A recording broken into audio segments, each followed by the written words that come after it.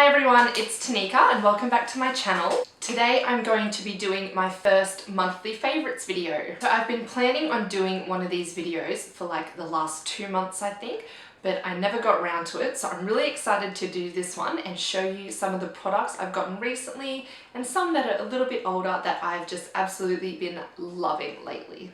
So the first thing I've been loving is the Too Faced Born This Way foundation, and this is in the shade Snow. So when the Born This Way foundation first came out in Australia, they didn't have the shade Snow, which is one of the 2 lightest shades. I went into Mecca and tried Porcelain, but it was just way too dark for me. Like, she tried it on, it looked good in store. As soon as I went out into the daylight, I was like, oh my god, take it off, take it off. So I'm really excited that this finally got released in Australia and I got it. Snow is described as very fair with neutral to pink undertones. I'm wearing it today and as you can see, it's a pretty good color match, so that's really exciting because that doesn't happen very often when you're this white. The coverage is really good. I probably use about 2 pumps to do my entire face. It covers up all of my blemishes and acne scars, you know, things like that that you want to hide. I think that the packaging is really cute and it looks really sophisticated. So I'm very happy with this one and I will definitely be repurchasing it when I run out eventually. So the next product is the Nars Creamy Concealer, and this is in the shade Chantilly, and this is the lightest shade of the range. So I also have the shade Vanilla in this concealer. So the top one here is Vanilla and this one here is Chantilly. Now, Chantilly is really good for highlighting and Vanilla is really good for any extra coverage I need on any blemishes because this one matches my skin tone perfectly. A lot of people compare the Nars concealer to the Maybelline Fit Me concealer and say that there is hardly any difference, which I can see where they're coming from, but the major difference between the two is that the Nars concealer has a lot more fuller coverage and a thicker consistency than the Maybelline one does. And so therefore I prefer the Nars one because it gives me that full coverage that I want in my makeup look. Oh my god, if I've had lipstick on my teeth that whole time, I'm sorry, but I'm not saying all of that again. So anyway, I absolutely love this concealer and it'll definitely be on my repurchase list when I run out. So my next favourite of the month has been the Urban Decay All Nighter Makeup Setting Spray, and this is just a setting spray that you spritz all over your face once you've finished your makeup and it keeps it all in place, doesn't budge, it's there all day. So it has been really hot here in Queensland lately, like, oh, it's just disgusting, and this has been my lifesaver.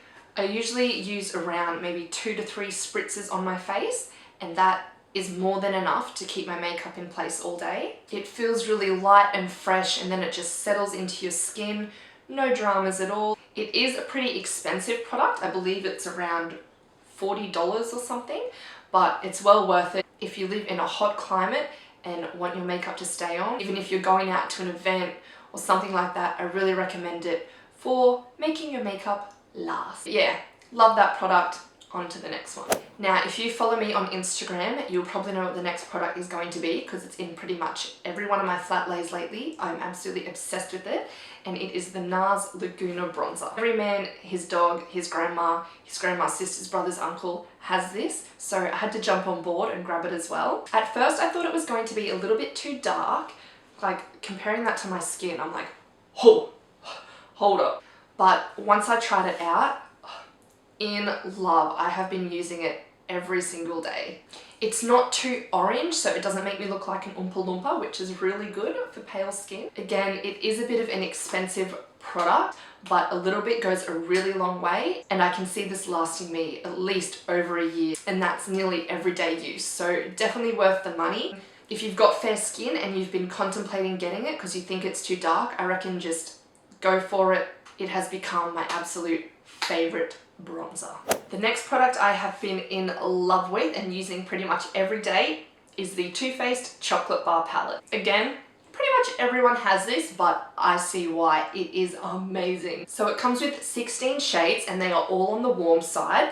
I will use pretty much every single one of these except for this pink shade because pink isn't really my color. But if I'm using every single other shade, it's definitely worth the price. I have a video on my channel called Natural Matte Makeup, and that has pretty much been my everyday makeup look for the past month, I'd say, and it is using this palette. I just think that there are so many different combinations you can make with this palette. They've got a good range of matte shades and sparkly shimmery shades. I don't have many high-end palettes, so I can't really compare to a lot of different ones, I guess. But I find the shadows are really blendable and really pigmented. I haven't had any trouble with that. A little goes a long way, so I love it. My next favorite is this single eyeshadow in the shade Heroine by Illmasqua. Now, I hate saying that. Is it Heroine or Heroine? Heroine. Anyway, so I use this single eyeshadow for two purposes. The first one is an eyeshadow, and then the second one is for a contour. So because I am really pale, a lot of the contour shades on the market are very warm toned, and it's hard to find a cool toned contour shade that will create that shadow effect on my skin tone. Another eyeshadow to use as a contour I would like to try is the single eyeshadow called Wheat by Bobbi Brown. I've seen a few pale girls out there use that, so I'd like to give that a go. If you've ever tried it, how's it go? Is it good? Let me know. I think this was around $30, which is absolutely ridiculous for a single eyeshadow. So the fact that I kind of get two purposes from it makes it a bit more reasonable. I've purchased a few more brushes used for contouring so that I could give this a proper go. And my favorite one is the Morphe MB35, and I just dip that into here and down here, you know how it goes. But again, if you're pale, I suggest giving this one a go. My last two monthly favorites are some brushes by the brand Zoeva. I have been obsessed with Zoeva brushes lately. I just keep purchasing one or two here. Okay, maybe another one. Oh, maybe I'll just get them ones. It's a bad habit, but they are so good and they're really affordable in the brush world. So the first one is the 126 Luxe Cheek Finish Brush. So this brush is designed as a multifunctional face brush. So you can use it for your blush or your bronzer, highlighter it even says. But I particularly love it for bronzer. On the website it says that this one is made from a mix of natural and synthetic hairs, and it is just so incredibly soft. Like, oh, I find that it just fits on the face absolutely perfectly. Brush that bronzer all over. And I find that you can also use it for a soft contour if you just turn it to the side, pop it in there, and bam, Bob's your uncle. Some of my Zoeva brushes I've experienced a little bit of shedding and kind of fray bristles, but this one seems to be holding up pretty well, so I'm really happy with that. I'm thinking of buying another one just to have it because I use it every day. Saves me washing it all the time, you know.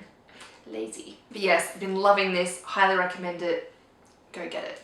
And then the last thing I have to show you is another Zoeva brush, and this is the 228 Crease brush, and this is from the Bamboo collection. Holy hell, is it soft. It grabs the perfect amount of shadow and it fits so nicely in my crease here and just blends it all throughout seamlessly. I absolutely love this brush. I think I should pick up another one because, like the bronzer brush, I use it every day, and why not have two? I am thinking of doing a top 10 Zoeva brushes video because I do have a few and I absolutely love them, like I said, so I'd love to share with you what my favorites are, so let me know if you'd be interested in seeing that video. That is the end of my March monthly favorites. I hope you liked what I had to show you and you might be picking up a few new goodies soon. I hope you enjoyed this video. If you did, please give it a thumbs up. I upload new videos weekly, so subscribe to my channel to see more, especially if you've got pale skin, because that's what I'm about. Come follow me on Instagram. I'll put my name on the screen and you can find the link in the description box below. I think that's all I have to say, so I will see you next time. Bye!